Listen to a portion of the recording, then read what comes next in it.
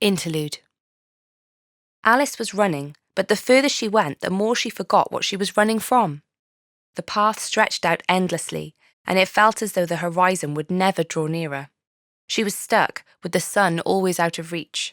Since leaving the prince behind, she felt like she had lost her direction, her purpose. Panting and clutching her side, Alice ground to a halt. She took several heaving breaths and wiped sweat from her brow. Only she had some water. Her eyes were blurry, and she closed them impatiently, willing them to refocus upon opening them again. When she did, she blinked. There was a well in front of her, made of stone, with a wooden roof. Sitting there, suddenly before her in perfect clarity, was her mother. You're here?" Alice asked in disbelief. "Yes," she answered simply. "Take a drink." Wondering if this was a trap, Alice adjusted her belt, weapons all present and correct, and then took a tentative step forward. "Here." Her mother, no longer ghostly, was scooping up water into a cup and holding it out to her.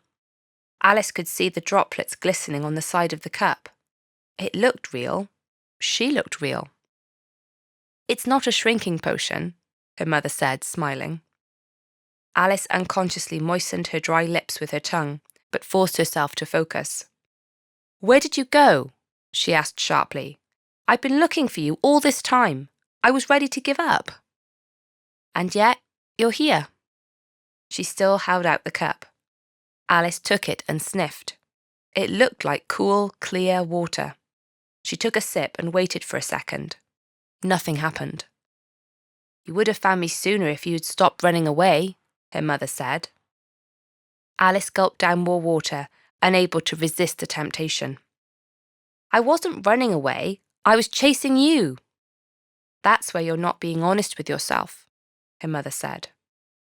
"What do you mean?" "This isn't just about me." Her mother took the empty cup, and for a moment their eyes met. "I don't understand," Alice said, defeated. "You left Edward behind," her mother said. "Why?"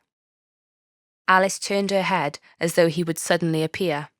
How did her mother know about the prince? "I didn't, Alice." Her mother's tone was more commanding now. "No one is making choices for you. That door is the perfect example." Following the direction of her gesture, Alice turned to see a door standing, impossibly, without walls, in the middle of the scenery. It looked like a door to nowhere. "That wasn't there before," Alice commented, unnecessarily. "You think it wasn't there before," her mother corrected, "because you didn't see it there before." "I'm tired of riddles," Alice snapped. "Where does it lead?" "Into a maze," her mother replied. "He's waiting for you, you know." "Edward." Alice spoke before thinking, before she could stop herself. Her mother nodded mildly, as if this was all very simple. "You can run off again," her mother said, "but you'll never find the end of the road." "What if I never find the end of the maze?" Alice countered. Her mother sighed in exasperation. "You'll find it if you're together." Document comments. Michael Chase. "This is so much better than the first version." Jen Baker. "I know." Michael Chase. "I feel I should have at least some credit for giving you the idea." Jen Baker. "Your head's big enough already, but I love you."